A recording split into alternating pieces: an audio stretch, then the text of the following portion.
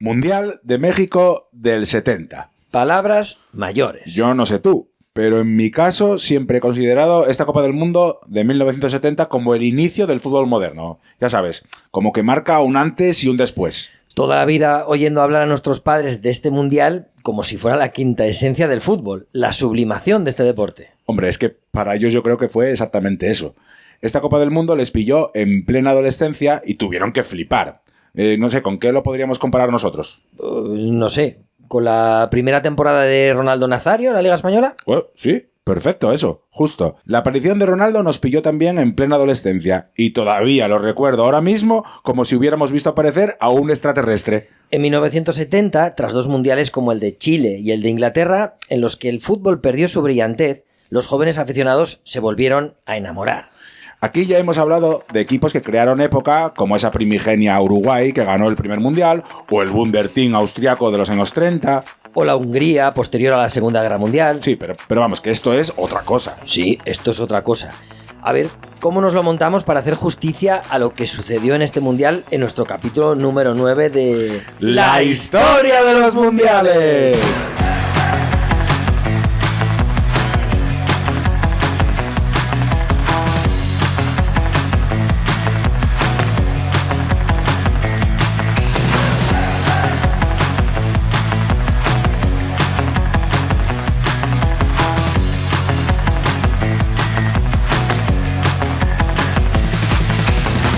Tokio, 8 de octubre de 1964, 34º Congreso de la FIFA. Se decide, entre otras cosas, la sede del Mundial de 1970. Según los criterios de rotación continental, el torneo de 1970 debe ser organizado por un país americano, después de que el anterior fuera en Inglaterra. Presentan candidatura México y Argentina. Los argentinos es la cuarta vez que se postulan, tras 1938, 1942 y 1962. Pero como sabemos, estas decisiones suelen venir cocinadas a fuego lento. Los primeros pasos de los mexicanos se produjeron en Estocolmo en 1958, días antes de que comenzara el Mundial de Suecia. Allí, el delegado mexicano de la FIFA, Antonio Obregón, ya dejó constancia del interés de su país en organizar ese torneo. 3 años después, en 1961, Guillermo Cañedo, presidente de la Federación Mexicana de Fútbol, convenció al millonario Emilio Azcárraga, dueño del América, y a otros propietarios de equipos importantes para que financien un estadio de fútbol capaz de albergar 100.000 espectadores. Piensan, con razón, que la construcción de ese estadio será determinante para convencer a la FIFA de que ese torneo de 1970 tiene que ser mexicano. Pero cuando todo iba viento en popa a toda vela, surgió un impedimento que estuvo a punto de dar al traste con todo lo que se había planeado. El 12 de octubre de 1963, México es elegida por el Comité Olímpico Internacional para celebrar los Juegos Olímpicos de 1968. Y la pregunta es, ¿será México capaz de organizar 2 eventos de la magnitud de unos Juegos Olímpicos y de un Mundial en apenas 2 años? El COI, y sobre todo la FIFA, analizan los pros y los contras y llegan a la conclusión de que la infraestructura que se va a heredar de las Olimpiadas será beneficiosa para la organización del Mundial. Además, el presidente Cañedo se hizo una gira de 70 países durante estos años para convencer, camelar, a los presidentes de las federaciones de medio mundo. 70 países. 70. ¿Qué les prometería a cambio de su voto? Fuera lo que fuese, dio resultado porque ese 8 de octubre de 1964 la candidatura mexicana obtiene 56 votos, mientras que la Argentina se queda con 32. Bueno, la selección mexicana de fútbol. Un desastre, la selección mexicana, ¿no? Fíjate hasta qué punto eran un desastre que se extendió el sobrenombre de los ratones verdes para referirse a los jugadores de la selección. Ratones verdes. Qué mala baba. Hombre, es que, a ver, no es para menos. México ha participado hasta 1970 en 6 mundiales y nunca ha pasado de la primera ronda. Ha disputado 17 partidos y solo ha ganado 1. 13 goles a favor y 46 en contra. Es que vaya números. Sí, la verdad es que no es muy halagüeña la situación. Y si además sumamos la actuación de los mexicanos en sus recientes Juegos Olímpicos, aunque bueno, antes de liarla les dio tiempo a eliminar a España. ¿Jugaba alguien conocido en esa selección española? Bueno, sí, tenemos a Juan Manuel Asensi, que en esos momentos estaba en el Elche y luego jugó más de 10 años en el Barcelona antes de fichar por el Puebla en 1981.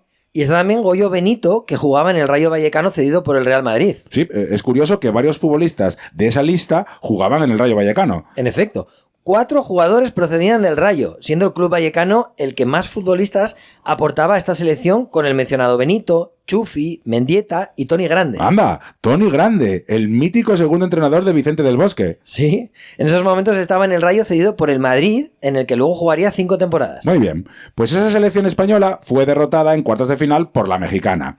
Fue en el Estadio Cuauhtémoc de Puebla el 20 de octubre del 68 y el combinado mexicano apeó al español con goles de Albino Morales y de Vicente Pereda.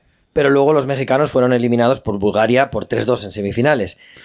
No se nos puede olvidar recordar que 10 días antes del comienzo de esos Juegos Olímpicos se produjo en la Plaza de las Tres Culturas la masacre de Tlatelolco.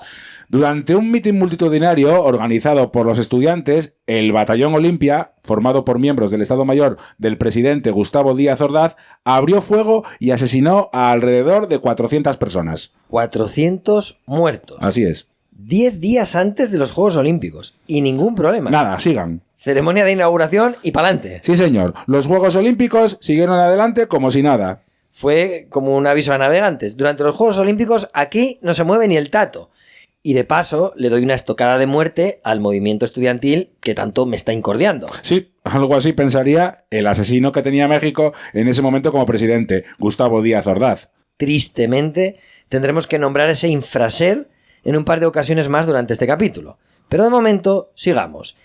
¿Quién estaba al mando de la selección mexicana en esos Juegos Olímpicos? El entrenador era Ignacio Treyes, que ha sido seleccionador en los 2 anteriores mundiales de Chile e Inglaterra. Sí, pero le destituyen el 10 de abril de 1969 tras perder en un amistoso contra Luxemburgo por 2-1. Contra Luxemburgo, es que claro. Así te ganas la destitución que da gusto. Se hará cargo del equipo su segundo entrenador, Raúl Cárdenas. O sea que, bueno, tampoco es que cambie mucho la cosa, ¿no? En lo futbolístico no mucho, no. De hecho, el domingo 1 de febrero de 1970, el combinado mexicano hace un ridículo espantoso ante Chivas de Guadalajara, que juega mucho mejor y se pone 2-0. El árbitro decidió que era demasiado el ridículo del seleccionado mexicano, por lo que anuló goles, expulsó jugadores e hizo todo lo que fuera necesario hasta que al final llegó el empate a 2 definitivo. Tras ese partido, la FMF decide que debe volver Ignacio Treyes como secretario técnico de la selección para asesorar a Cárdenas. Todo queda en casa. Oye, ¿y qué me dices lo del tema de jugar amistosos contra equipos normales como Chivas? La FMF estaba en plan recaudador a tope. ¿Sabes cuántos amistosos jugó México entre 1966 y 1970? Ni idea. 74 amistosos. Ni siquiera tuvieron reparo en jugar contra la URSS, una vez sabidos los grupos del Mundial, y la URSS era uno de los rivales. ¿Algo más sobre México antes de abordar los clasificatorios de los diferentes continentes? Sí, a ver. Cárdenas hizo una preselección de 25 jugadores y se los llevó de concentración a Acapulco. Eran jornadas de convivencia y no había mucha exigencia en lo que se refiere a entrenamientos. Solo había una regla, estar en el hotel antes de las 11 de la noche. Bueno, a ver, parece fácil de cumplir, ¿no? No, a ver. ¿Tú conoces Acapulco? No, no tengo el placer. Pues ya te digo yo que no es fácil volver a las 11 a ningún sitio en Acapulco. Al menos no lo fue para Ernesto Cisneros y Gabriel Núñez, que decidieron aprovechar bien la noche presentándose en el hotel a las 6 de la mañana. Venga, desde la FMF se quiso mostrar mano dura con este tipo de incidentes que ya fueron recurrentes en anteriores citas mundialistas y ambos fueron expulsados de por vida de la selección mexicana. Y también debemos mencionar que en la lista definitiva para el Mundial, el veterano Isidoro Díaz y el ídolo Enrique Borja no están incluidos entre los 21 elegidos. Se monta la mundial en los medios y la presión llega a ser de tal magnitud que Cárdenas tiene que recoger cable y hacerles un hueco en el combinado. Fíjate, se dice que el delantero Enrique Borja llegó a recurrir a su amistad con el presidente Gustavo Díaz Ordaz para que intermediara con la FMF y pudiera retornar a la selección. Vaya escándalo. Bueno, yo creo que todo lo que hemos contado alrededor de la FMF y de la selección mexicana de fútbol ha servido para describir suficiente el por qué los jugadores son apodados por los suyos como los ratones verdes y por qué nunca han logrado buenos resultados en los mundiales. Pues sí. Yo creo que podemos dar un paso adelante y seguir con la clasificación para el Mundial que se ha producido en los diferentes continentes.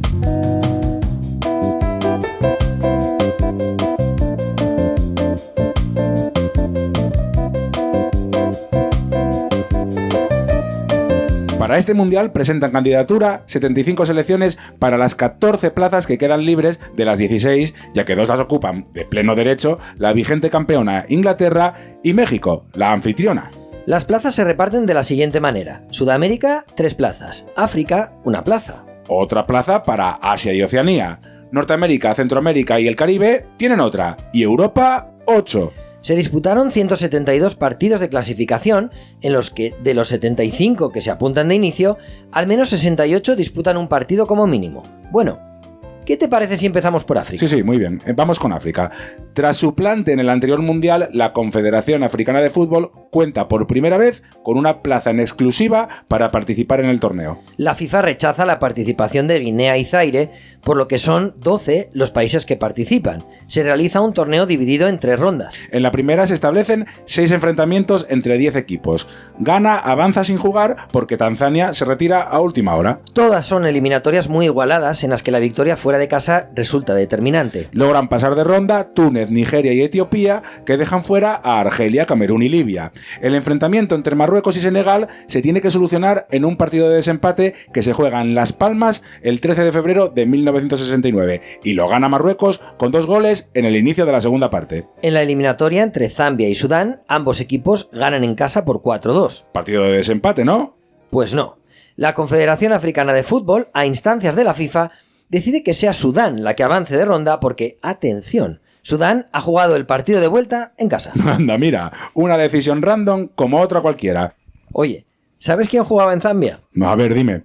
Godfrey Chitalu. ¡Chitalu! ¿Te acuerdas de él? Hombre, por supuesto. A Messi se le ocurrió marcar 91 goles en el año 2012, superando los 85 que el torpedo Müller metió en el año 72. Supuestamente se había batido el récord de goles 40 años después, pero de pronto saltó un nombre desconocido a la palestra: Chitalu.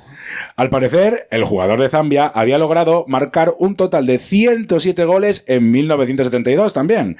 Esa cifra de goles nunca fue reconocida por la FIFA, pero en España sirvió de alivio para cierto sector de aficionados. Después, Chitalu fue seleccionador de Zambia y falleció junto a sus jugadores en un accidente de avión que se produjo el 27 de abril de 1993 en las costas de Gabón.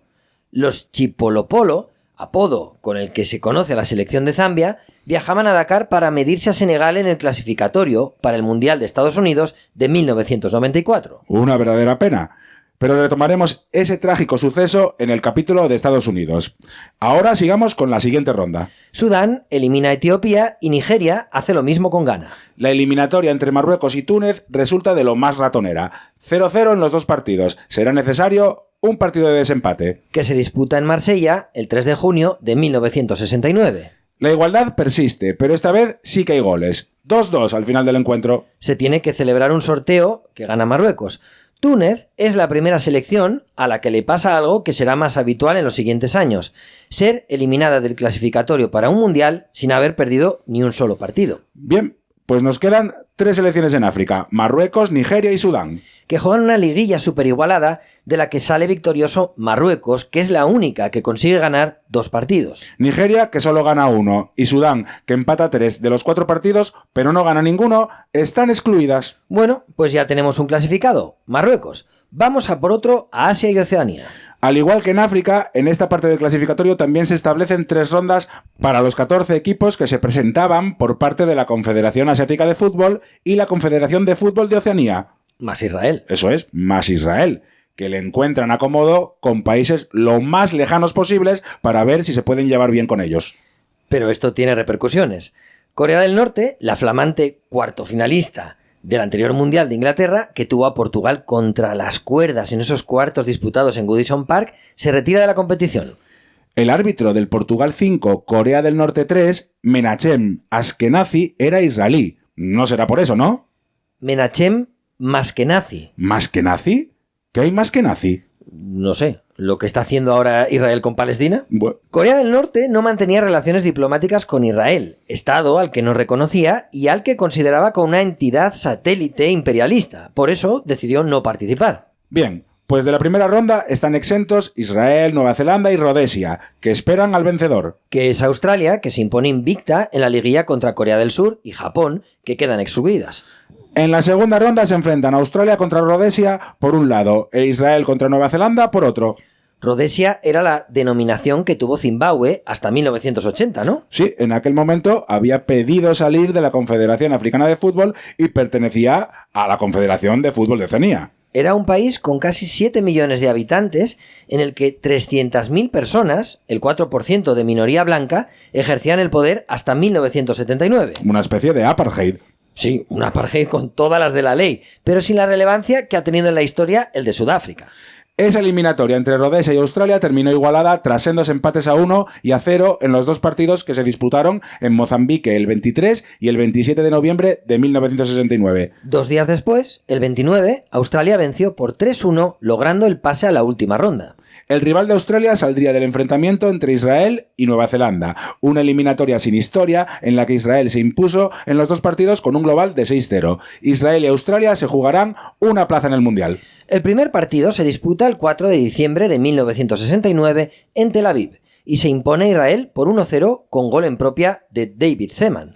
Y en el partido de vuelta, disputado en Sydney 10 días después, Australia no puede pasar del empate a 1, por lo que en el grupo de Asia y Oceanía, la plaza en el Mundial es para Israel. Australia excluida. Bien, pues crucemos mares y océanos para irnos a América del Norte, América Central y el Caribe. La zona CONCACAF, en la que está en juego otra plaza para el Mundial. La FIFA rechaza la participación de Cuba, por lo que son 12 las selecciones que son de la partida. Se establecen 4 grupos con 3 equipos en cada uno. En el primero se impone Estados Unidos a Canadá y Bermudas. En el segundo queda primera Haití por delante de Guatemala y Trinidad y Tobago. En el tercero, Honduras supera a Costa Rica y Jamaica. Y en el cuarto, El Salvador se impone a la Guayana neerlandesa y a las Antillas holandesas. Bueno, pues ya tenemos los dos enfrentamientos. Haití jugará contra Estados Unidos y El Salvador hará lo propio contra Honduras. Esa eliminatoria entre Honduras y El Salvador fue denominada por el periodista polaco, corresponsal en múltiples guerras, Richard Kapuczynski, como la guerra del fútbol. Pero esta no es una guerra como anteriores batallas que hemos narrado con futbolistas zurrándose en el terreno de juego. No. Esta es una guerra de verdad, entre Honduras y El Salvador, con esta eliminatoria para el Mundial de 1970 como telón de fondo. Honduras, que era más grande y menos poblado, necesitaba mano de obra no cualificada y en 1969 había alrededor de 300.000 jornaleros salvadoreños trabajando en territorio hondureño. Pero en ese 1969 la tensión social crece en Honduras y los terratenientes hondureños empiezan a ver peligrar su estatus. El gobierno de Osvaldo López Arellano lo soluciona con una reforma agraria en la que se expropian las tierras a los salvadoreños que llevaban generaciones trabajando en Honduras. Esto generó la persecución de salvadoreños en Honduras por el escuadrón clandestino llamado La Mancha Brava, una organización paramilitar al servicio del presidente López Arellano. Por su parte, el gobierno salvadoreño llevaba 2 años rearmando su arsenal militar comprando armas a Europa. Y en medio de toda esta situación, el fútbol. El 9 de junio de 1969, Honduras se impone en Tegucigalpa por 1-0 a El Salvador con un gol de Rigoberto Gómez. Y 6 días después, el 15 de junio, El Salvador gana a Honduras en San Salvador por 3-0 con goles de Elmer Acevedo, Juan Martínez y Mauricio Rodríguez. Se deberá jugar un partido de desempate. Perfecto. Como la situación no era tensa ni nada, un partido de desempate para calmar los ánimos. Pues sí, la verdad. Esa misma noche del partido, la escalada de violencia contra los salvadoreños en Honduras es imparable y se habla de 7.000 personas víctimas de asesinato, violaciones y castraciones. El gobierno de El Salvador rompe relaciones diplomáticas con Honduras. El inicio de la guerra está al caer. Y en el medio tenemos ese partido de desempate el 27 de junio de 1969 en el Estadio Azteca. Se impone El Salvador por 3-2 con un gol de José Antonio Quintanilla en la prórroga. Sí. El Salvador pasa de rondas y Honduras excluida. Los siguientes días se producen incidentes en la frontera y la guerra estalla el 14 de julio. 4 días de horror que finalizan con la muerte de alrededor de 5.000 civiles y la vuelta de alrededor de 100.000 salvadoreños a su país. Y todo por culpa del fútbol. Que no, que ya sé que no. Bueno, podemos dar por cerrada esta cruenta eliminatoria. ¿Y qué pasó entre Haití y Estados Unidos? Haití le gana a Estados Unidos por 2-0 en Puerto Príncipe y 1-0 en San Diego. El Salvador y Haití se jugarán la plaza en el Mundial. En la ida, El Salvador se impone por 1-2 a Haití en Puerto Príncipe. Y en la vuelta, Haití le endosa en El Salvador un 0-3 de tomo y lomo a El Salvador. Tendrá que haber partido de desempate que se disputa en Kingston, la capital de Jamaica. En ese encuentro se llega al final de los 90 minutos con empate a 0, o sea que tendremos prórroga. Y es en el minuto 104 cuando Juan Ramón Martínez logra introducir la pelota en la portería haitiana tras un tremendo lío en el área, convirtiéndose en héroe nacional y clasificando a El Salvador para su primera Copa del Mundo. Bueno, pues tenemos 5 clasificadas: Brasil y México, por supuesto, Marruecos, Israel y El Salvador.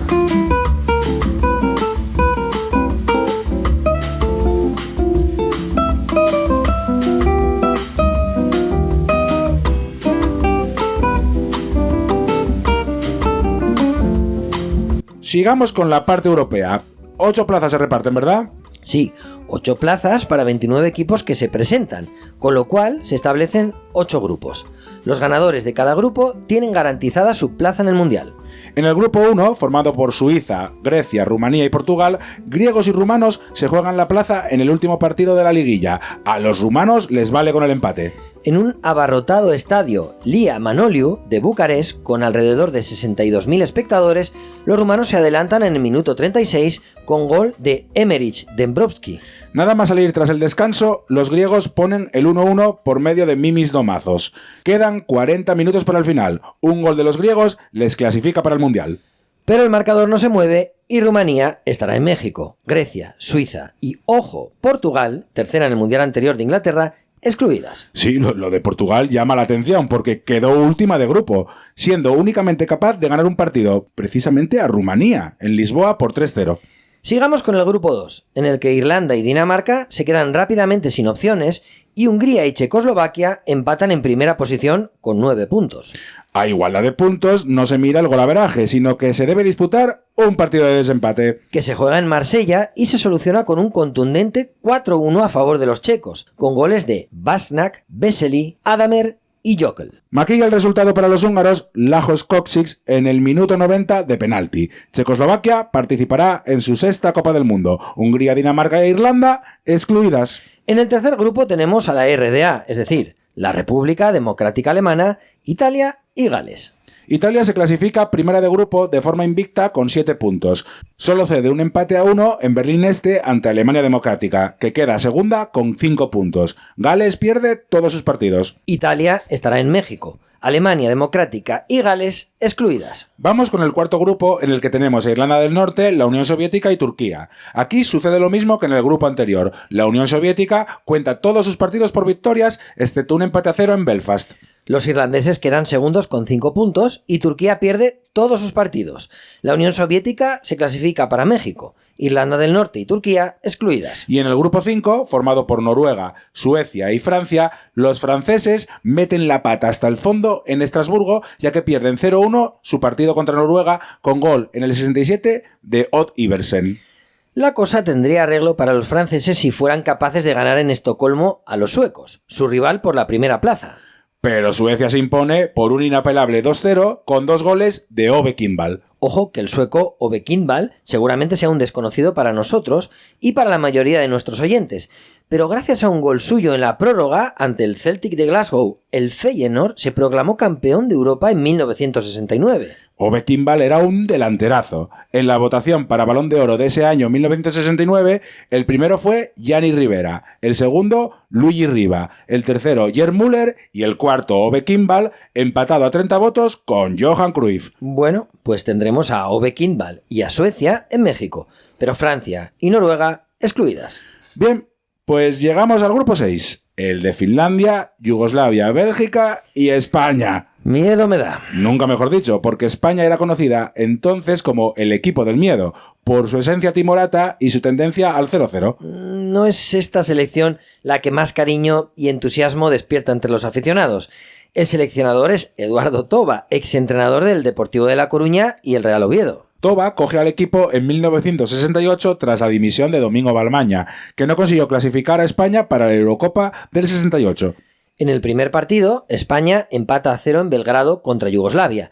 No es mal resultado, pero a ese empate le sigue otra igualada contra Bélgica a 1 en el Bernabéu, justo en el partido que tienes que ganar. Solo 2 puntos en 2 partidos. El siguiente encuentro en Bélgica es a vida o muerte. Lieja, 26 de febrero de 1969. El 11 de España es el siguiente. Iríbar, Marrero, Gallego, Silvestre, Claramunt, Glaría, Zoco, Velázquez, Babá, Amancio y Grosso. ¿Babá?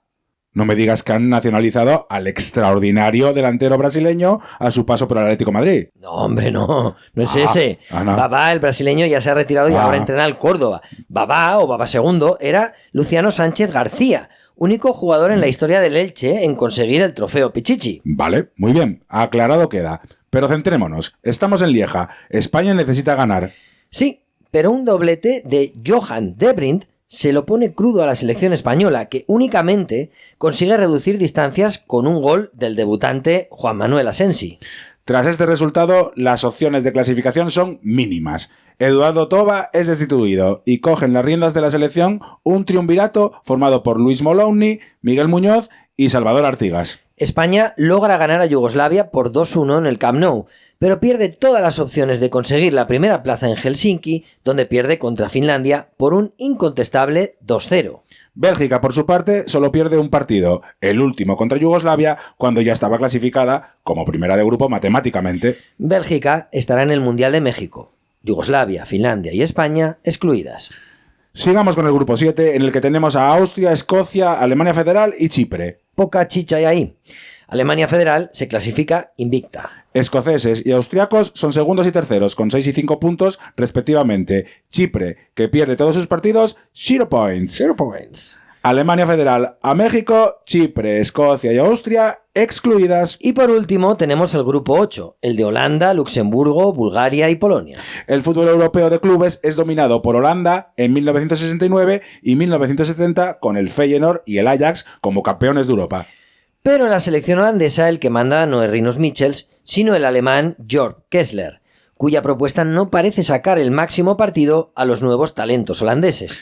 Johan Cruyff se queda sin mundial tras empatar a 1 en Rotterdam en el partido decisivo frente a Bulgaria, que se clasifica como primera de grupo. Polonia, Holanda y Luxemburgo excluidas. Nos queda solo la parte del clasificatorio correspondiente a Sudamérica. Pues vamos a por ella. 10 equipos participan y se establecen 3 grupos. El primero incluye a Bolivia, Argentina y Perú. Los argentinos tienen posibilidades hasta el último partido frente a Perú. Si lo ganan, se producirá un triple empate a 4 puntos que a saber cómo se soluciona por parte de la Conmebol. Pero esto no sucede por culpa de un doblete del peruano Osvaldo Ramírez que establece el empate a 2 en el marcador y deja a Argentina última de grupo. Es, hasta el día que grabamos esto, la última ausencia de Argentina de una cita mundialista. Perú participará en el Mundial, Argentina y Bolivia excluidas. Sigamos con el segundo grupo, el de Venezuela, Brasil, Paraguay y Colombia. Solo te digo una cosa de este grupo. Brasil gana los 6 partidos con 23 goles a favor y 2 en contra. ¡Qué barbaridad! Brasil se clasifica para el Mundial. Venezuela, Paraguay y Colombia excluidas. Nos queda una única plaza por otorgar para este Mundial y se la juegan Chile, Uruguay y Ecuador. Ecuador no logra ganar ni un partido y Chile solo vence 1. Uruguay, invicta, logra sin problemas la clasificación. Chile y Ecuador excluidas.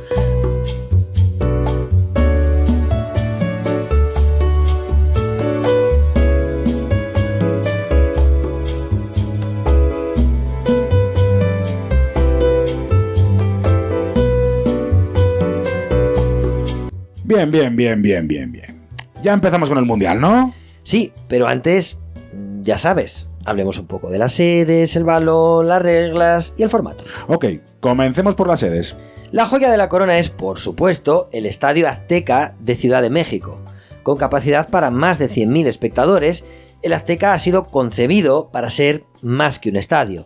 Con su construcción se ha pretendido erigir un símbolo a la altura de Maracaná o Wembley, del que todos los mexicanos se sientan orgullosos y todos los aficionados al fútbol admiremos como si fueran las pirámides de Egipto o la Alhambra de Granada. Pues lo han conseguido sin duda. Seguro que cualquier futbolero querría presenciar un gran partido en el Estadio Azteca. No, es que te digo más, cualquier partido de medio pelo se convierte en algo mucho más grande si se disputa en el Azteca. Es que ese es el efecto. Sin duda. Luego tenemos otro gran coliseo con capacidad para alrededor de 90.000 espectadores, como es el Estadio Jalisco de Guadalajara. Y además, 3 estadios con capacidad para 30.000 personas. El Estadio Cuauhtémoc de Puebla y el Estadio Camp Nou de León, construidos expresamente para este mundial. Y otro más antiguo que se ha remodelado, como es el Estadio Luis Gutiérrez Tosal de Toluca. Muy bien. Con respecto al balón, tenemos el Adidas Telstar, el primero de una dinastía de balones mundialistas de Adidas que llega hasta nuestros días. Fíjate si es icónico y clásico el diseño de este balón que nosotros, los de nuestra generación, si te dicen, imagínate un balón, pues es este el que te imaginas. Ya sabes, con sus 20 hexágonos blancos y 12 pentágonos negros. Ahora ha cambiado mucho la cosa, pero cuando nosotros éramos pequeños, ese era el balón. El balón con mayúsculas, el de verdad, el de reglamento. Sí, porque ese diseño fue predominante, con diferentes variaciones, desde el Mundial de México 1970 hasta el de Francia 1998, y ha sido utilizado hasta la saciedad por diseñadores, dibujantes y caricaturistas en series de TV, películas, cómics, carteles. Y por supuesto los logotipos de los mundiales tenían siempre ese balón como uno de los elementos principales del diseño. Y las mascotas siempre con él a cuestas. Oye, hablando de mascotas, tras el éxito de World Cup Willy en Inglaterra en 1966, imagino que en México también hay mascota, ¿no? Sí, pero no tuvo una, tuvo 2. Porque la inicial, Juanito, un niño orondo con el sombrero tradicional mexicano y la camiseta de la selección, fue considerado por un sector como un diseño atrasado que no era apropiado para la imagen de modernidad que se quería proyectar del país, pues con los Juegos Olímpicos y el Mundial. Y entonces nació Pico, creado por Lance Wyman, creador del icónico logotipo de los Juegos Olímpicos de México. Pico era un águila con uniforme verde que presentaba unas formas mucho más acordes con los estándares de la época. Pero no cuajó. De hecho, ambos diseños compartieron merchandise durante un tiempo, pero el moderno Pico terminó pasando al olvido y el tradicional Juanito se acabó llevando todo el protagonista. Oye, por cierto, la canción de este mundial también es para olvidar, ¿verdad? ¿No te gusta? Pon un trocín, anda.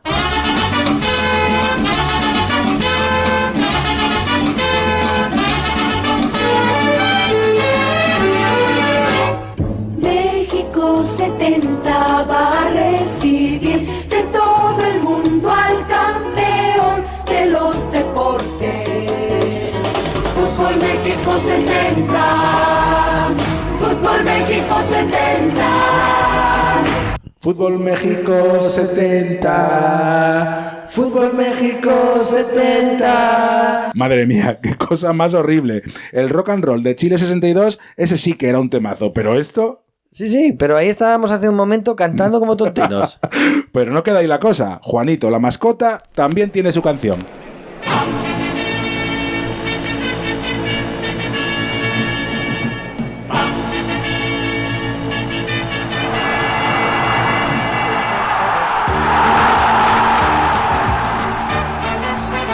Juanito México. Juanito México. Juanito México. La la la la la la la la. Juanito México. La la la la la la. ¿Qué te parece? Lo tienen claro con los estribillos, ¿eh? Eso desde luego. Bueno, vamos con las reglas porque a partir de este mundial se producen 2 cambios en el reglamento muy importantes. Así es. En primer lugar, como ya contamos en el capítulo anterior, siguiendo la estela de la idea del árbitro inglés Ken Aston, en este Mundial de México de 1970, se utilizan por primera vez la tarjeta amarilla y la tarjeta roja para sancionar diferentes aspectos del juego que el árbitro considere oportuno. En la misma línea se abandona definitivamente la idea de que los futbolistas tengan que ser superhéroes y deban seguir jugando lesionados, incluso con huesos rotos, porque no se pueden hacer sustituciones. Gracias. A partir de esta Copa del Mundo, los equipos cuentan con 2 sustituciones que pueden realizar a lo largo del partido cuando quieran. Ahora le estamos poniendo mucho énfasis al tema de las lesiones, pero los jugadores podrán ser cambiados sin lesión alguna.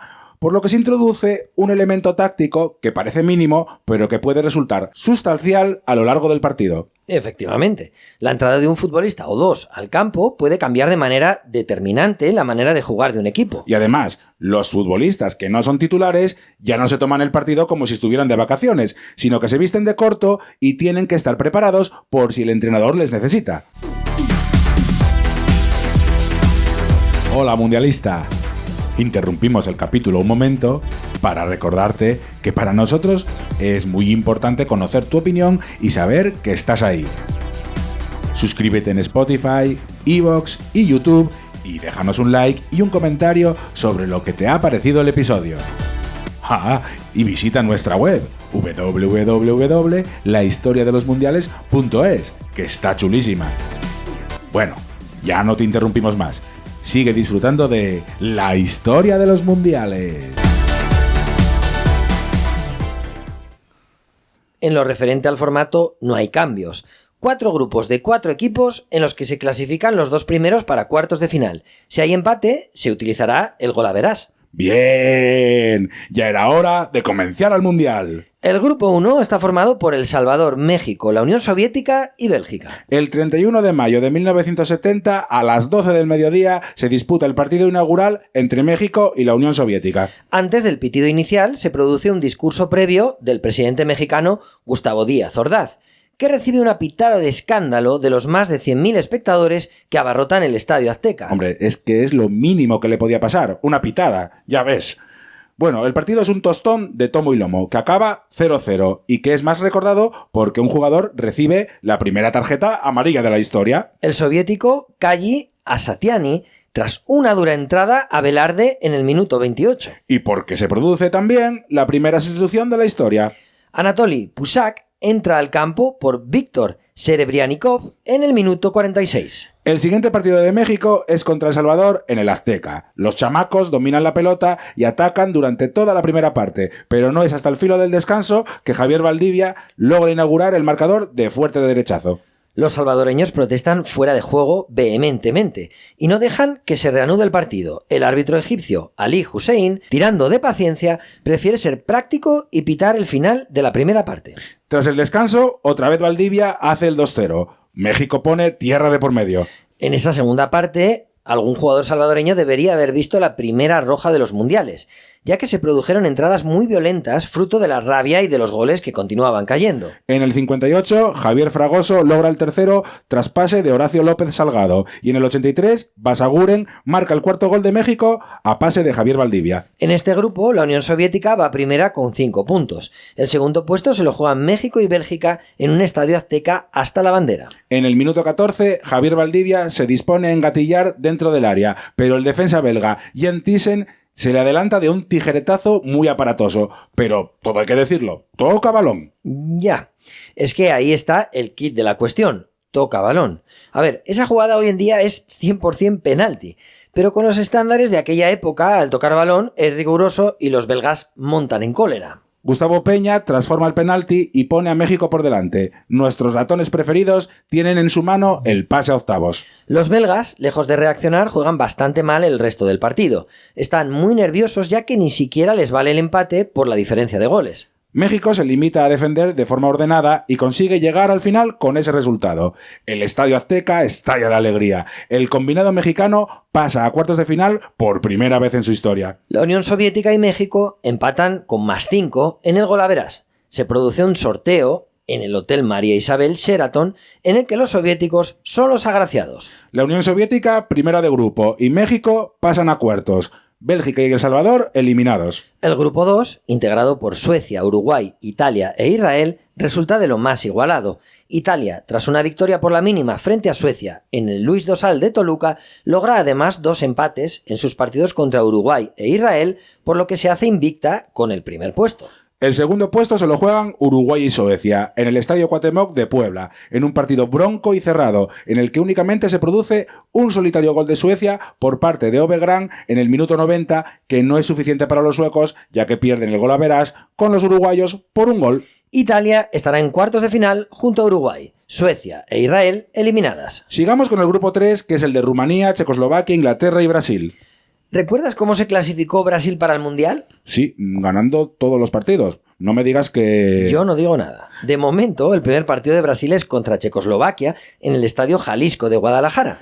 Checoslovaquia se pone por delante en el minuto 11 por medio de una jugada individual de Ladislav Petras, que deja atrás, sin aparente dificultad, a Wilson Piazza y supera a Félix de fuerte zurdazo. En el minuto 24 la coge Pelé en el medio del campo y tras una conducción excelsa, regates y paredes, logra plantarse en la frontal del área donde es derribado. Falta. Rivellino encañona con su zurda prodigiosa un misil que se cuela raso en la portería checa con la inestimable ayuda de Jairzinho, despistando la barrera. Antes del descanso tiene lugar el primero de los 3 no goles de Pelé de este mundial, que son casi más famosos que los 4 tantos que sí marcó. Pelé tiene la pelota en el centro del campo, levanta la cabeza y ve al portero Ivo Víctor adelantado. De pronto acomoda su cuerpo y lanza un derechazo a portería que se eleva por encima del portero checo, pero el balón se va fuera lamiendo la escuadra. La gente se queda boca abierta. ¿Qué ha sido eso?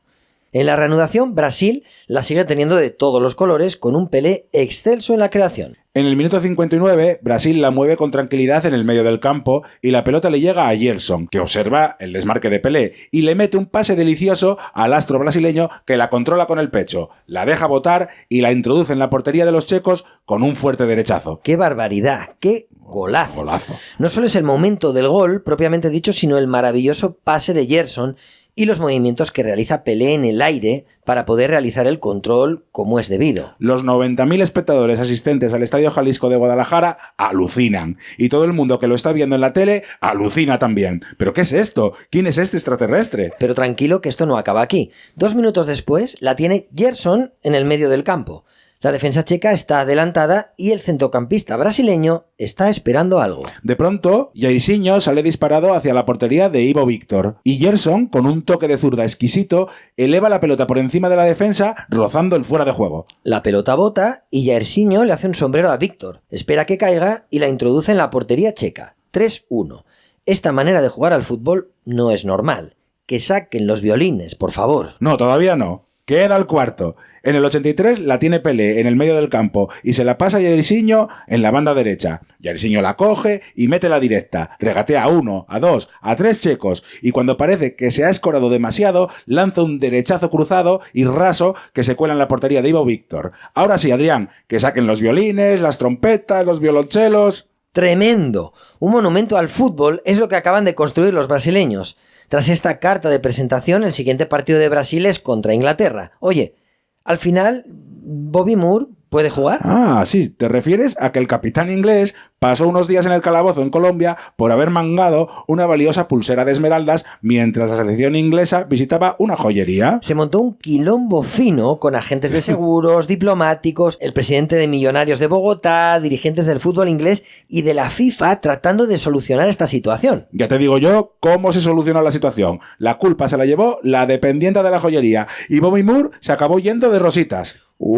¡Qué feo, Bobby Moore! ¡Que ganas pasta para poder pagar la pulsera! ¡Eres un mangui, Bobby Moore! ¿Dónde está la pulsera, Bobby Moore? ¡Bobby Moore! Bueno, tranquilicémonos. Bueno, vale. Inglaterra se planta en su partido contra Brasil con los mismos puntos que los brasileños tras su victoria sobre Rumanía por 1-0 con un solitario gol de Geoffrey Hurst. El encuentro se disputa en el Estadio Jalisco y durante los primeros 10 minutos es Inglaterra la que domina el partido. En el minuto 10 se produce la segunda jugada de no gol de Pelé en esta Copa del Mundo. La tiene Jairzinho, que se va a línea de fondo a toda velocidad y saca un pase al corazón del área. Pelé se cuelga del aire e impacta el cuero hacia abajo, pero la salvada de Gordon Banks justo en la cepa del poste es antológica. ¡Qué paradón! Increíble.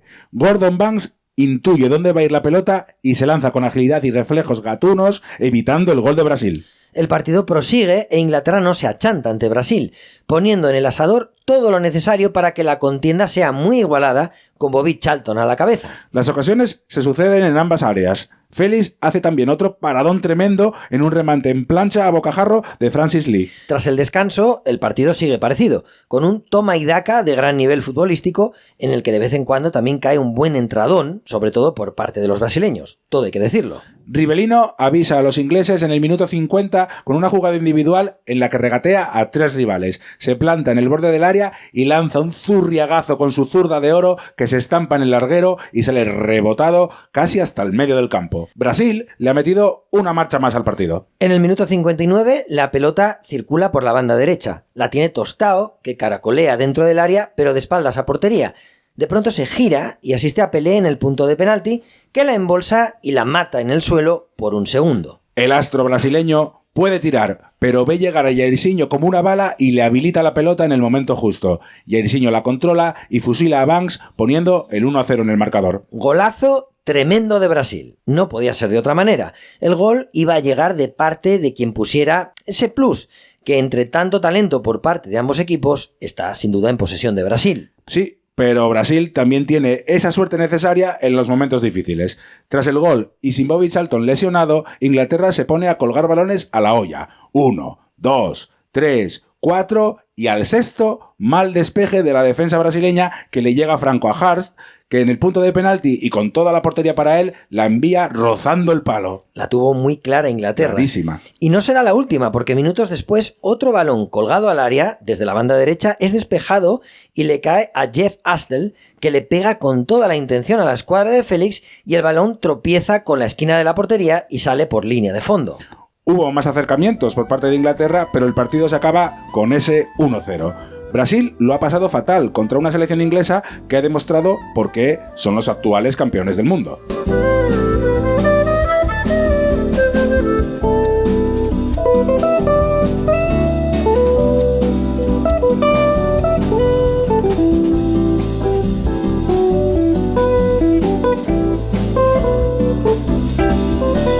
Continuamos con Brasil. El tercer partido de la Canariña es contra Rumanía, también en el estadio de Jalisco de Guadalajara. En el minuto 19, Clodoaldo sufre una falta al borde del área que sería perfecta para Rivelino. Pero el entrenador Zagallo ha dejado al zurdo en el banquillo para dar entrada a Piazza. No hay problema, la patea Pelé con un disparo fortísimo ejecutado con el empeine exterior que se cuela en la portería rumana. Golazo de falta, 1-0 para Brasil. 3 minutos después la tiene Paulo César en el pico del área izquierda.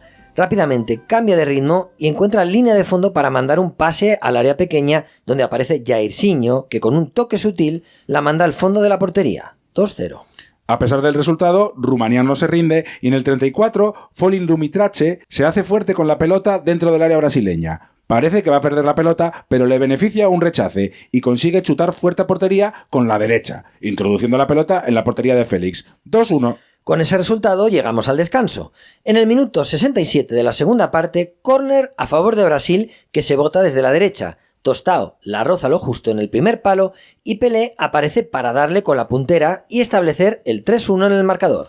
Rumanía está siendo un rival muy duro y no deja de intentarlo a pesar del marcador adverso. En el 84 los rumanos sacan un córner desde la derecha. Félix y la defensa se la tragan con patatas y Dembrovski la mete de cabeza para adentro estableciendo el 3-2 definitivo. Brasil es primera de grupo con 6 puntos. E Inglaterra, que ha sido capaz de vencer por 1-0 a Checoslovaquia en el último partido del grupo, segunda con 4 puntos. Rumanía y Checoslovaquia eliminadas. En el grupo 4, el de Marruecos, Alemania Federal, Bulgaria y Perú, los alemanes dominan con puño de hierro, ganando todos sus partidos con 2 goles de Uwe Seeler y 5 del Torpedo Müller, ambos protagonistas absolutos del juego de su equipo junto a Frank Beckenbauer. No olvidemos que en aquella selección estaban también jugadores de la talla del portero Sepp Maier, el defensa Bertie Vogts o el centrocampista Wolfgang Overath. Una gran selección peruana consigue la segunda plaza capitaneada por un estelar Teófilo Cubillas, que logra marcar un gol en cada uno de los 3 partidos. Bulgaria y Marruecos, que empatan a 1 en el último partido, eliminadas. Ya tenemos los cuartos de final. La Unión Soviética contra Uruguay, Brasil contra Perú, Italia contra México y Alemania Federal contra Inglaterra. Todos los partidos se juegan el domingo 14 a las 12 del mediodía. Vámonos de primeras con los anfitriones, que juegan su partido contra Italia en el estadio Luis Dosal de Toluca. En la previa hubo lío con el árbitro. A los mexicanos no les hizo ni pizca de gracia la designación del israelí Abraham Klein, colegiado que arbitró la derrota mexicana contra Japón por 2-0 en los Juegos Olímpicos, donde México perdió la medalla de bronce. 2 días más tarde, el árbitro israelí presentó un certificado médico por una indisposición que le impedía arbitrar esos cuartos de final, siendo sustituido por el suizo Rudi Seurer. Bien, eso sí que es utilizar el comodín del anfitrión. Pero vamos con el partido. En el minuto 13 de la primera parte, Javier Fragoso deja atrás a Roberto Rosato y habilita a la Carraca González, que empala de primeras al fondo de la red. 1-0 para México y el Luis Dosal de Toluca se viene abajo. Pero 10 minutos después, Un rechace le llega a Domenghini, que centra raso al área sin aparente peligro, pero es desviado por Javier Guzmán al fondo de la portería de Ignacio Calderón. Gol en propia, que es muy protestado por una supuesta mano previa de Luigi Riva. México es muy superior a Italia en esta primera parte, pero se llega al descanso con ese 1-1. En la reanudación, México sigue siendo mejor y lleva el peso del partido, pero no materializa sus ocasiones, y ya sabes. Claro que lo sé. Tras el descanso, ha entrado al campo Gianni Rivera, máximo goleador europeo ese año con el Milán. Según avanza la segunda parte, Italia se va haciendo con el mando del partido. Domenghini toca para Luigi Riva en la frontal del área, que caracolea buscando una posición favorable para el remate. Y finalmente la encuentra, engatillando un disparo de zurda que pilla a Calderón a contrapié y no puede hacer nada. Unos minutos después, Héctor Pulido pudo empatar tras un rechace de córner, pero un defensa italiano la saca bajo los palos. Poco después, es el propio Pulido el que prueba desde 40 metros, pero Enrico Albertosi mete una mano prodigiosa en la misma escuadra, evitando el empate. Y como nos imaginamos, en el minuto 70, tras un contragolpe y varios rechaces en el área mexicana, Gianni Rivera hace el 3-1, enterrando cualquier opción de empate por parte del cuadro local. De hecho, es Italia la que pone el 4-1 definitivo en el marcador por medio de Luigi Riva. Los jugadores mexicanos pueden decir bien alto que en este mundial han competido mejor que nunca, y que sería injusto aplicarles el apelativo de ratones verdes. Pero no queda otra que decir que Italia pasa a semifinales y que México está eliminada. Pues vayamos con el Uruguay-Unión Soviética, que se disputa en el Estadio Azteca de México DF bajo un sol y calor de justicia. Empate a 0 en los 90 minutos reglamentarios, que solo se puede explicar por los tremendos paradones que han realizado los porteros de ambos equipos. En la prórroga, el colegiado Van Ravens anula un gol a los soviéticos sin ninguna causa aparente, y cuando parece que el partido va a concluir con ese empate a 0, balón colgado al área por parte de los uruguayos. Luis Cubilla lo pelea y repelea hasta que se hace un hueco y la cuelga bombeada al área pequeña. Víctor Espárrago se eleva por encima de los defensas soviéticos e impacta un cabezazo inapelable al fondo de la red que supone la clasificación de Uruguay para las semifinales y la eliminación de la Unión Soviética. Víctor Espárrago, que luego sería entrenador del Cádiz y otros equipos de la liga. ¡Qué grande! Bueno, pues seguimos nada más y nada menos que con el Alemania Federal Inglaterra, que se celebra en el Nou Camp de León. Una Inglaterra estelar con Bobby Charlton a la cabeza domina el primer tiempo. Nos vamos a la caseta con 1-0 para los ingleses gracias al tanto transformado por Alan Mallory, que la pica por encima de Mayer en el minuto 31.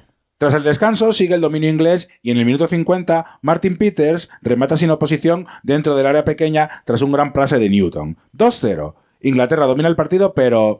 Adrián, ¿cuál es la regla de oro si quieres ganar un mundial? Nunca des por muerta Alemania. Exacto, nunca des por muerta a Alemania. Es que es así, pues el entrenador inglés Alf Ramsey no nos hace caso y manda a calentar a Colin Bell para sustituir a Bobby Charlton y darle descanso. Descansito. Además, cuando está a punto de realizar el cambio, ¿qué sucede? No me lo digas. Gol de Alemania. Hombre, ¿cómo lo sabes? En el minuto 68, Beckenbauer la coge en el borde del área, se la acomoda y suelta un potente derechazo cruzado que se traga un poco Bonetti. ¿Bonetti? Sí, Bonetti. Se dice que Gordon Banks no juega porque justo antes le llega la noticia de que le van a nombrar Sir. Se pone nerviosísimo y le pide a Ramsey que lo deje en el banco. Le entró otra buena indisposición a este. Cagalera. Bueno, vaya plan. Oye, ¿y qué crees que hace Ramsey con el cambio de Bobby Charlton que tenía planeado? Imagino que aborta el plan. ¿Qué va? Sigue adelante con su idea y cambia a su mejor jugador en el minuto 70. Lo va a pagar caro. Ya te digo. En el minuto 82, Snellinger cuelga un balón al área hacia Overseller, que no tiene el cuerpo bien posicionado para el remate, pero se las apaña como puede. Se eleva por encima de la defensa y marca gol casi de espaldas a la portería. No me digas que no es un gol increíble. El remate es impresionante. Seller impacta con la cabeza la pelota de la única manera que puede hacer gol. Y el balón se eleva por encima de Bonetti y se adentra en la portería. Nos vamos a la prórroga. Que se decide en el 108 cuando el torpedo Miller recibe un pase de cabeza de Stan Libuda y marca en el área pequeña su octavo gol. Alemania se venga de Inglaterra tras el robo de la final del Mundial anterior y pasa a semifinales. Inglaterra eliminada. Ya te lo dijimos al Ramsey, nunca des por muerta a Alemania. Sigamos con el último partido de cuartos de final, el que enfrenta a Brasil contra Perú en el Estadio Jalisco de Guadalajara, donde Brasil ha jugado todos sus partidos hasta ahora.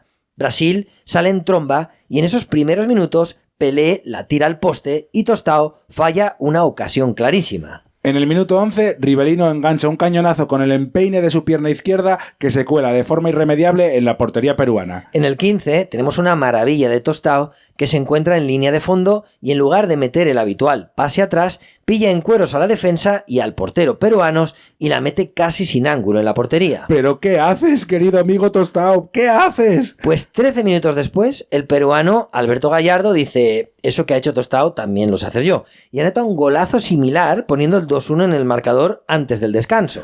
En la reanudación, Tostao marca de nuevo tras un pase de rebote de Pelé y pone el 3-1. Perú no se rinde y Teófilo Cubillas empala un derechazo a la red tras un rechace de la defensa brasileña. 3-2. Ojo que todavía faltan 20 minutos para el final. Sí, pero no. 5 minutos después, Rivelino le mete un pase preciso a Jairzinho que dribla al portero peruano, se va a línea de fondo y supera con una clase de otro mundo al defensor peruano, estableciendo el 4-2 definitivo. Brasil estará en semifinales. Pues ya tenemos los cruces en esas semifinales. Uruguay contra Brasil por un lado e Italia contra Alemania por otro.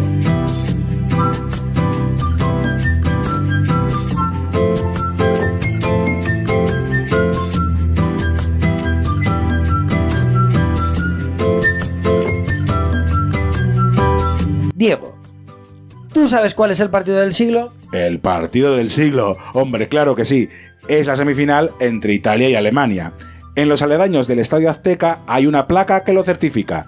No me digas que no es curioso que con los partidazos que ha hecho Brasil, el considerado partido del siglo sea uno en el que los brasileños no participan. Totalmente. Pero eso le da un valor añadido tremendo a este mundial. No todo va a ser Brasil, Brasil y Brasil. El partido que vamos a relatar a continuación es considerado por muchos como uno de los más emocionantes del siglo XX. Oye, pues ya que estamos, ¿qué te parece si le damos a este partido del siglo trato de final y decimos las alineaciones? Perfecto, vamos con ello. El 11 italiano es el siguiente: Albertossi, Burnic, Facchetti, Cera, Rosato, Bertini, Macciola, De Sisti, Domenghini, Bonisegna y Riva. Y por parte de Alemania tenemos a Maier, Box, Patzke, Schulz, Snellinger, Beckenbauer, Overath, Grabowski, Seller, Müller y Lohr.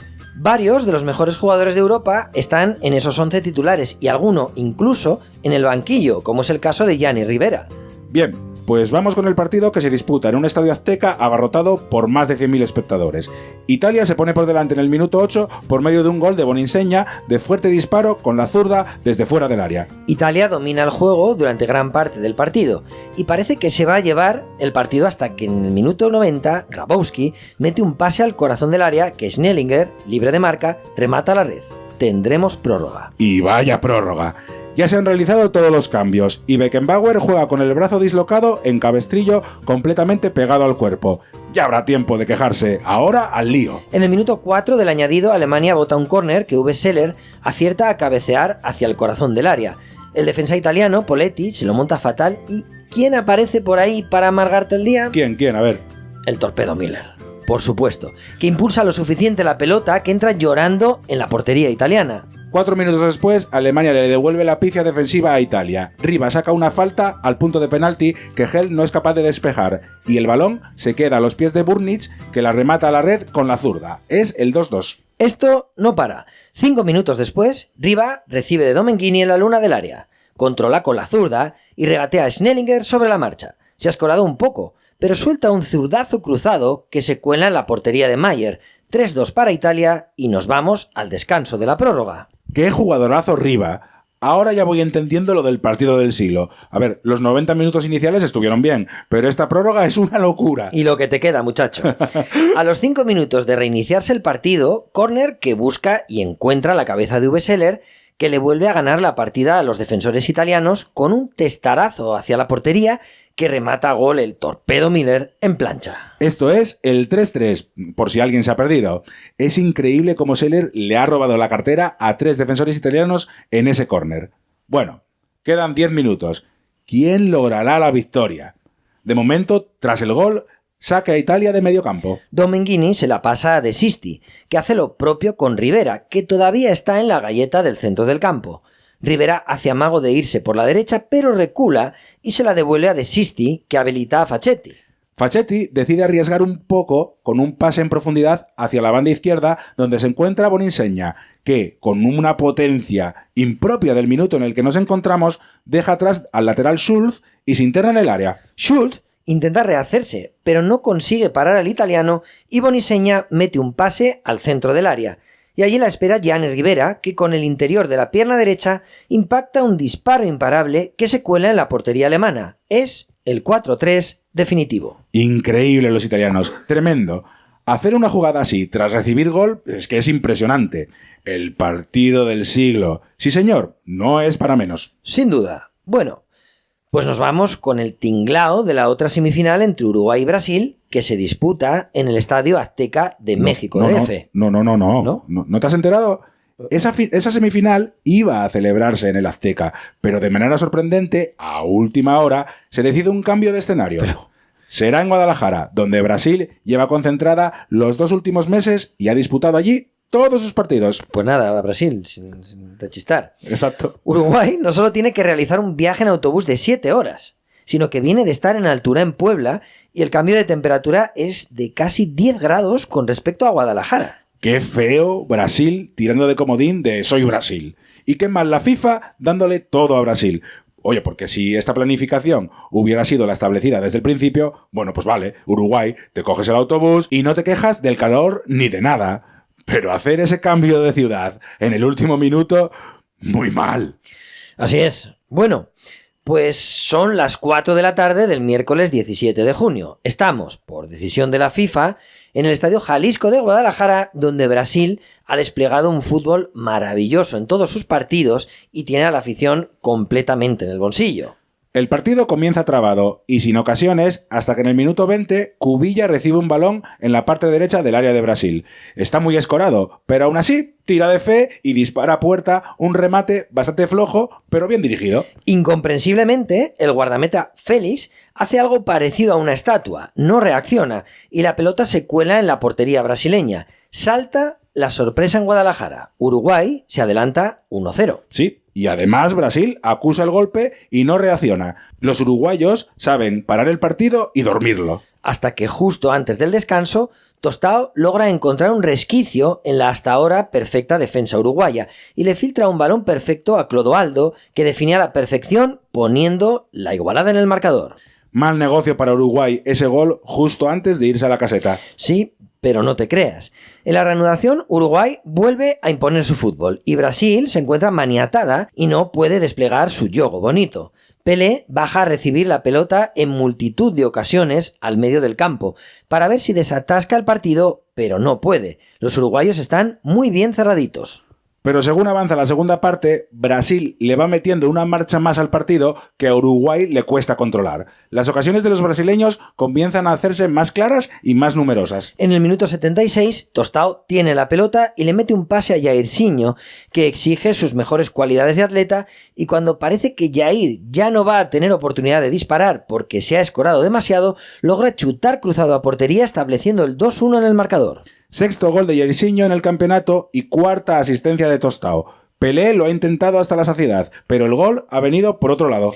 Uruguay no tiene otro remedio que adelantar líneas si quiere tener alguna oportunidad, y Brasil comienza a lanzar contragolpes. En uno de ellos, Pelé debe ser expulsado por un codazo a Fontes. Fíjate lo acostumbrados que están en esa época a los mandobles, que Fontes ni se inmuta, se levanta y a seguir jugando. En el minuto 89, Rivelino de fuerte zurdazo, a pase de Pelé, establece el 3-1 definitivo. Y justo después se produce la jugada del tercer no gol de Pelé, que se queda solo ante el guardameta uruguayo Mazurkiewicz tras un pase de Tostao. El astro brasileño deja pasar la pelota y la recupera después, pero su disparo a puerta vacía se va fuera por muy poco. Bueno, pues ya tenemos final. Brasil se enfrentará a Italia. Pero antes vamos con el tercer y cuarto puesto que se disputa en el Azteca el día antes de la final y que enfrenta a Uruguay con Alemania Federal. Se trata de un partido mucho más trabado y con menor ritmo que los cuartos y semifinales que acabamos de narrar, y se soluciona con un único gol. En el minuto 26, Stanley Buda la cuelga al área desde la derecha. Uwe Seeler la gana de cabeza y se la cede al torpedo Müller. Müller la controla de espaldas a portería y se la cede a Overath, que llega solo y marca de fuerte zurdazo. Uruguay lo intenta y Alemania tiene alguna ocasión más, pero el marcador no se mueve. Alemania será tercera y Uruguay cuarta. Podemos ir con la final.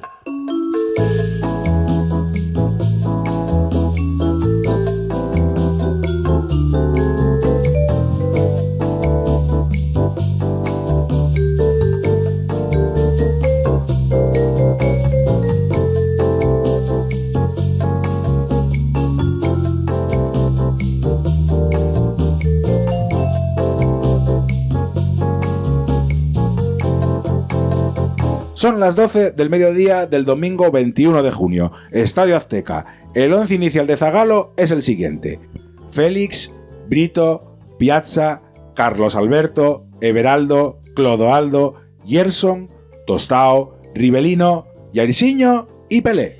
Italia, por su parte, juega con Albertosi, Burnic, Facchetti, Cera, Rosato, Bertini, Mazzola, De Sisti, Riva, Domengini y Boniseña. Gran labor la de Ferruccio Valcareggi, el entrenador transalpino, que deja en el banco a una estrella como Gianni Rivera partido tras partido y el jugador, lejos de enfadarse, rinde al máximo nivel cuando sale. Esa es una de las novedades que comentábamos antes. La posibilidad de hacer cambios añade nuevas posibilidades a los entrenadores. Aunque también puede ser para mal. Y si no, que se lo digan a nuestro amigo Alf Ramsey. Sí, eso también es verdad. Bueno, ¿qué? ¿Vamos a por el partido? All right, my friend. ¡Ya! Brasil es mejor desde el inicio y lo plasma en el marcador en el minuto 18, cuando Rivellino cuelga el balón al área. Pelé salta por encima de la defensa en el segundo palo y bate a Albertosi con un espléndido testarazo. 1-0 para Brasil. Italia se queda un poco tocada y Brasil sigue dominando. La canariña prefiere controlar el juego y baja de revoluciones el partido. Hasta que en el minuto 37... todo lo que les puede salir mal a los defensas brasileños dentro del área les sale mal. Y el balón le llega a Boniseña, que marca gol a puerta vacía. Vaya cúmulo de despropósitos. Es increíble. Pero así es el fútbol, y el partido se va al descanso con ese empate a 1 con una jugada muy polémica, ya que el árbitro pita el final de la primera parte justo cuando Pelé marca el 2-1. Mira, ese podría haber sido el cuarto no gol de Pelé en el Mundial. En la reanudación, Brasil sigue siendo dueña de la pelota y según avanzan los minutos, como suele ser habitual en las segundas partes, mete una marcha más a su juego y se lo pone muy complicado a sus rivales. Dilo claramente, en la segunda parte comienza el recital de Brasil. Sí, la verdad. Los italianos apenas pueden parar a base de faltas las combinaciones y regates de los Pelé, Gerson, Rivellino, Tostao y Jairzinho. En un libre directo, Rivellino vuelve a hacer temblar el travesaño y justo después, en el 66, Gerson hace suya la pelota, esquiva la entrada de un rival y empalma un precioso zurdazo al fondo de la red. Apenas 5 minutos después, Gerson la cuelga al área. Pelé realiza un pase certero de cabeza que Jairzinho remata a bocajarro poniendo el 3-1. Quedan 20 minutos para el final, pero Italia bastante hace con achicar y achicar, porque Brasil es un tsunami. En el minuto 86 se produce el 4-1 definitivo, en el que los jugadores brasileños deciden vestirse de frac para realizar una impresionante jugada colectiva, en la que todos tocan la pelota y que es culminada por Carlos Alberto en otro de los goles icónicos de la historia de los mundiales. Brasil es campeona del mundo. Sí, señor. Tricampeona. El yogo bonito se corona. Atrás se quedó el fútbol violento y ramplón de los años 60, abriéndose una nueva época en la que el fútbol alcanzará cotas de buen juego inimaginables hace solo unos años. El torpedo Müller es el máximo goleador con 10 goles. Jairzinho, que es el tercer jugador en marcar en todos los partidos del Mundial, tras el uruguayo Gigia y el francés Fontaine, queda segundo con 7 goles y el peruano Teófilo Cubillas, tercero con 5. El 11 ideal del Mundial es el siguiente: Mazurkiewicz, Carlos Alberto, Beckenbauer, Piazza, Facchetti, Jairzinho, Charlton, Rivera, Pelé y Müller. Podrían formar parte de ese 11 ideal grandísimos jugadores como Tostao, Rivellino, Gerson, Luigi Riva o Uwe Seeler. Bueno, Diego, si te ha gustado el juego bonito de Brasil, en el siguiente Mundial tenemos a la naranja mecánica. No, no me ha gustado ni un poco. ¿Qué? ¿Qué dices? Tengo ganas de destruir algo hermoso. Un momento. ¿Tú no eres Diego? No, Adrián, no soy Diego. Soy Vox, Bertie Vox. Y si quieres saber más de mí, escucha nuestro siguiente capítulo de... ¡La historia de los mundiales!